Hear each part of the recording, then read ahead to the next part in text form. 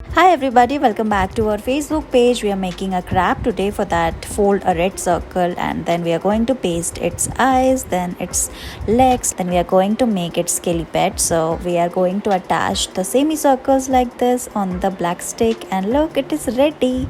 And how beautiful this is looking. We are going to make butterfly today. For that, fold pink craft paper and cut a shape like this.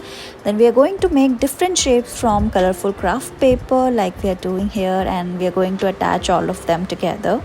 I'm sure I'm not the only one who loves making butterflies. Yeah, they are so beautiful. Then add more details like we are doing in the video. Add colorful dots. Then we are going to paste it on the paper cup like this.